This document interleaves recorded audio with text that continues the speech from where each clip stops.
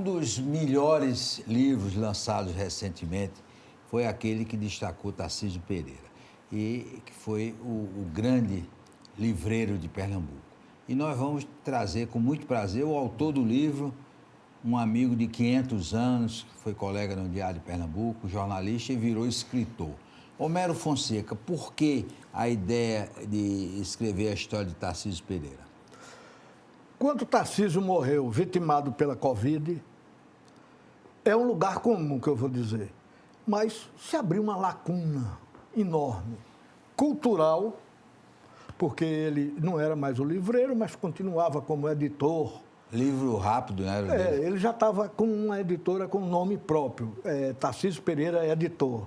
Ele passou 10 anos na Livro Rápido, que era uma sociedade, e criou a sua própria editoria. Então, ele sempre estava presente na vida cultural do Recife. Na época da Livro 7, era uma coisa extraordinária. Então, ele deixou uma lacuna cultural e também pessoal, porque Tarcísio se caracterizava como uma pessoa afetiva. Ele, no balcão, que, aliás, não tinha balcão, balcão é a maneira de dizer, ele foi um dos inovadores nisso, no Brasil. A livraria não tinha um balcão, você ia lá, pegava o livro, e ele atendia as pessoas e fazia amizade. Cada cliente virava um amigo de Tarcísio. Então, ele criou também uma enorme falta afetiva dele. Aí, eu, como amigo, como freguês que eu era da Livro 7, como jornalista que você vê as oportunidades de escrever e tal, eu não posso deixar de registrar a história de Tarcísio. Não dava tempo de fazer uma biografia, porque a ideia era fazer com 1 ano depois da morte dele, 1 ano e pouco depois. Foi lançado, acaba de ser lançado agora, no aniversário da Livro 7, dia 27 de julho, faria 52 anos a livraria. A Livro 7 começou pequenininha, não foi aquela coisa grande, não. Não, ali é um fenômeno, você abordou muito bem. A Livro 7 começou uma bibocazinha, sempre na rua 7 de setembro, daí o nome Livro 7, que já foi uma bolação dele, era um marqueteiro espontâneo total. Uma biboquinha, dentro de uma galeria na Livro 7, mas ele já tinha uma freguesia, porque ele fez o curso de graduação e pós-graduação em livreiro na Livraria Imperatriz, que era grande da época, com o senhor Jacob Bernstein. Na esquina da Ponta da Boa Vista. Que ainda hoje existe. Ele trabalhou 6 anos ali, aprendeu tudo. Ele sempre creditava ao seu Jacó o aprendizado dele. Então, ele já tinha uma clientela ali. E também era estudante de jornalismo. Então, também tinha a turma da universidade. Então, essa turma começou a frequentar essa biboquinha. E como ele tinha muitas ideias, então ele ficou bolando. Ele fez um campeonato de xadrez. Aí, Carlos Garcia, do Estadão, ia para lá. Fernando Menezes, do Jornal do Comércio. Tudo que era, não só jornalistas, outros jogadores de xadrez. Cinema, ele aproveitava a parede da galeria onde estava a Livro 7, passava Super 8, Geneton Moraes Neto, Celso Marcondes, o nosso Spencer, Fernando colega Spencer. nosso, muitos anos no Diário de Pernambuco, grande figura. Fernando fazia filme também, iam lá, apresentava filme. E abriam o maior espaço espontâneo nos jornais. Resultado, com 4 anos, a livraria já era um point da cidade. Foi para o Guinness. Depois, da terceira fase. A segunda, aí, quando ele estava nesse sucesso, em 74, com 4 anos, ele foi para um casarão que era em frente, você se lembra também, imenso, e outra sacada dele. O espaço aqui é muito grande, eu tenho a livraria. Conceito de shopping, que na época não tinha shopping ainda no Recife. Mas ele já tinha o conceito na cabeça. Ele disse, aí ele alugou, ele sublocou vários outros espaços para outras lojas complementares. Uma loja de disco, que era Livro 7, a Disco 7.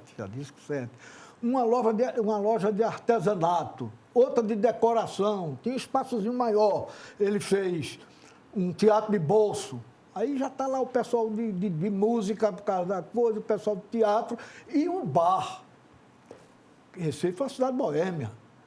E aquela turma toda boêmia, esse pessoal de literatura, de artes, nós... Então, rapaz, o bar era um sucesso, estouro, e levava a gente para a livraria. E também quem ia à livraria dava uma paradinha no bar e via o disco e tal. Foi outro estouro. Com 4 anos novamente, em 1978, já não cabia.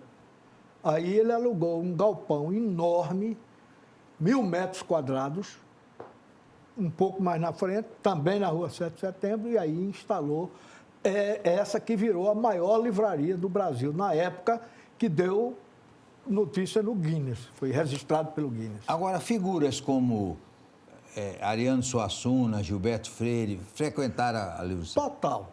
Primeiro, o primeiro público da Livro 7 foi o público jovem, no tempo da Biboquinha, que eram os colegas dele e tal, e a coisa era uma livraria alternativa. Quando ele foi para o Casarão, já começou a ampliar. Aí começaram a aparecer gente com mais nome. Ariano Suassuna, Gilberto Freire, gente vindo do Sul, Inácio de Loyola Brandão, que hoje é um grande nome, Academia Brasileira de Letras, na época estava começando, veio. Antônio Torres, que é outro também, um baiano, romancista de primeira, também foi. E no galpão, então, aí era tudo que era qualidade de gente. No começo até, a livraria tinha fama de ser livraria de esquerda, porque era essa moçada daquela época, você se lembra era um regime militar, aquela coisa, e a moçada mais politizada era considerada de esquerda. E ele até foi chamado 7 vezes para ir, até coincidiu, 7, porque o número 7 para ele tinha um encanto. E ele chegou a ser chamado 7 vezes na Polícia Federal para se explicar, porque tinha livros comunistas, e muito comunista. E ele dizia, ele sempre macio, um cara que não se agitava nunca, e convencia o pessoal. Ele dizia, olha, eu sou um livreiro, eu quero vender livro. No currículo das universidades, na área de ciências humanas, que é a minha área, que é a que eu domino, no currículo tem a esquerda, você tem que estudar. Quem faz sociologia tem que estudar um sociólogo de direita e um sociólogo de esquerda.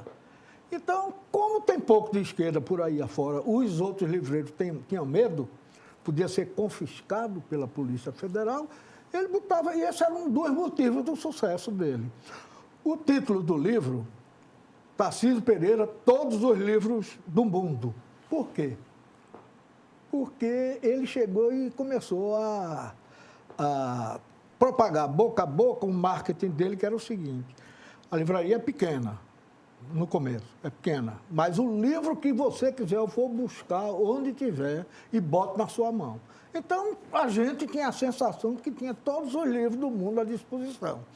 O cara queria um livro, Nelson Saldanha, queria um livro em alemão. Ele dizia, me dê 15 dias, 20 dias para importar. O livro chegava. Agora, ele era uma pessoa especial e eu fui lá muitas vezes, eu me lembro de um episódio engraçado. Eu fui lá comprar o livro de Humberto de Campos, eu gostava muito de Humberto de Campos. Aí eu comprei um, ele chegou junto de mim e disse, por que é que você leva outro? Não, eu só tenho dinheiro para um. Aí eu comprei, e paguei isso aí. Quando eu cheguei no Diário de Pernambuco, estava 10 livros, ele mandou 10.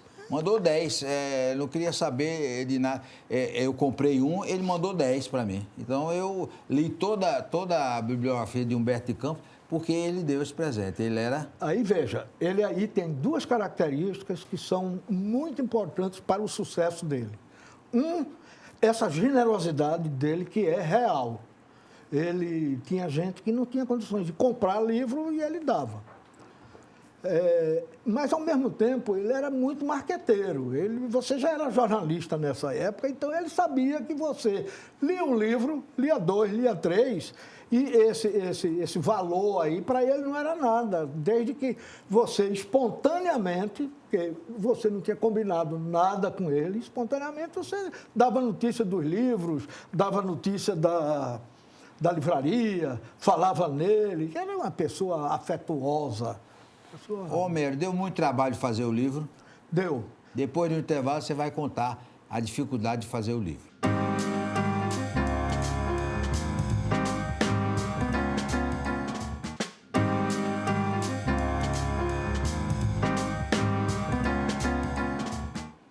Homero, deu trabalho fazer o livro, a família ajudou? A editora CEP, que é a editora do Estado, apalavrou comigo para... Leitão está dando um show lá, né? Show de bola. Editando os livros importantes da cultura de Pernambuco. É uma linha editorial dinâmica e valiosa. E aí Leitão acertou comigo e disse, olha, vamos fazer isso em um ano, porque a coisa está recente, e do ponto de vista jornalístico, porque é um livro jornalístico. A descrição da trajetória dele, é um perfil biográfico. Você está escritor, mas é jornalista. Sou jornalista. Toda oportunidade, isso. Sou jornalista, exatamente. Boa definição. Então, eu caí em campo, com esse prazo de um ano. Restritíssimo. E mais na pandemia. A pandemia ajudou e desajudou. Desajudou porque eu não podia sair. Mas ajudou porque na concentração em casa. Então, nesse período de um ano, foi um trabalho enorme. Foi dedicação exclusiva, 24 horas por dia. Eu fiquei tão fissurado que, às vezes, eu estava no meio de uma pesquisa e tinha uma dúvida sobre uma data, uma coisa, uma informação. Aí vinha na minha cabeça, eu vou perguntar a Tarcísio. Aí eu acordava e dizia, peraí, cara, eu não posso perguntar a ele. Isso mostra o envolvimento. Agora, contei com a colaboração total, a generosidade total da família, a começar pela esposa, a viúva Cecita Vanderlei, que me recebeu muito bem, muito chocada ainda pelo luto, pela perda, mas teve uma imensa generosidade, a filha dele mais nova, Maria Júlia, e os filhos do primeiro casamento, a juíza Joana Carolina, Juliana Lins, que é dona de uma pequena livraria, que seguiu o pai, que trabalhava com o pai na livraria, e Tiago, que é jornalista também. Abriram as portas. A irmã Sueli Pereira, que foi, primeiro, sócia dele, coordenadora dele, braço direito dele na Livro 7, e que, em certo momento, fez o que se chama o voo solo, a livraria Síntese, que era bem pertinho e que fazia tabelinhas do E-Livraria. Isso aí foi fundamental. E a pesquisa muito grande, porque eu pego a história do começo dele, no Rio Grande do Norte. Ah, ele era norte-grandense. Agora todo mundo acha que era recifense, porque ele já estava integrado na nossa cultura, na nossa vida. Ele nasceu em Natal. Mas eu fui pegar a família no sertão, de onde vieram o pai e a mãe. Vieram para o sertão. Por quê? Porque essa trajetória é que dá a formação dele. Como ele era e como ele chega aqui no Recife e entra no meio cultural, intelectual, que é um meio completamente diferente daquele sertão tradicional que a família trouxe. E como ele representava essa mistura, essa dialética entre essa cultura tradicional lá do sertão que veio da família e essa cultura nova, aberta, da geração 68, que era uma geração que, no mundo inteiro, questionava os costumes, questionava politicamente, as autoridades defendiam a liberdade e papapá. E tanto que escrever a história de Tarcísio e da Livro 7 é escrever sobre uma geração. Aí tem muita gente que é personagem, porque aquela livraria só existiu porque havia vou citar alguns nomes. Os que não forem citados não se zanguem, porque a lista é enorme. Mas você tinha um Paulo Brusque, que era um grande agitador cultural. Você se lembra disso? Ele fazia uma corrida de cágado, pintado, e Tarcísio dava o prêmio. Então tinha essa tabelinha. Um Alberto Cunha Mello, que era um poeta jovem, líder dos poetas. E toda essa gente, Lucila Nogueira, uma poeta que já morreu, eram pessoas que estavam lá sempre. E depois veio outra geração. Veio a geração que se chamava os independentes, com Cida Pedrosa, que ainda hoje está na ativa Ganhou mais Jabuti, política. ganhou o Jabuti. Ganhou o Jabuti, ela é poeta, continua poeta, ganhou o Jabuti. Nas horas vagas, vereadora. Nas horas vagas, vereadora. Mas eu acho que ela mistura muitas duas Tarcísio lia muito livro? Não. Não? Não. Eu vi entrevistas dele e eu conversei antes o seguinte, ele folheava tudo, era um curioso. Lia os prefácios. Fazia, porque ele dizia, eu não sou intelectual. O livreiro tem que saber de tudo um pouco, é como uma enciclopédia. Isso ele mesmo dizia. Eu não vou aprofundar nada. Eu não sou um professor de literatura. Ele tinha uma consciência muito grande do papel dele. Você destaca no livro o lado fulião dele? Sim, também. Por isso que o lançamento foi no Passo do Frevo. Isso, foi uma sugestão de Juliana, porque ele inventou... Ou acha é pouco? Não. Nós sofremos, mas nós gostamos. A gente confunde, é normal. Da mesma época. Embaixo do Siri na Lata, que era o meu. O Acha Pouco era dos arquitetos de Olinda. E o Nós Sofre era da Livro 7. A única livraria do mundo que tinha um bloco de carnaval. Por aí você tira, né? Então ele era um folião. No Rio Grande do Norte não tinha carnaval, ele veio conhecer o carnaval aqui, se apaixonou e virou um grande folião, o bloco dele. Homero, para terminar, por que é que a Livro 7 fechou? Aí são razões muito complexas, mas eu vou resumir. Primeiro, houve uma sucessão nos anos 90 de crises econômicas que vieram aqueles planos, plano Collor, plano Sarney, antes. E tudo aquilo impactou a classe média, que era o público frequentador dele. Então, as crises nacionais, isso é o que a gente pode chamar uma causa macroeconômica.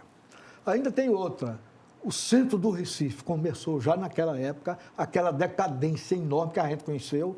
A gente, quando trabalhava no diário, aí, naquela época, 70, ainda era um centro agradável. Foi ficando degradado. Então, o comprador, que era a classe média, eram os professores, os advogados, os estudantes e tal, começaram a sair da classe média, chegaram os shoppings.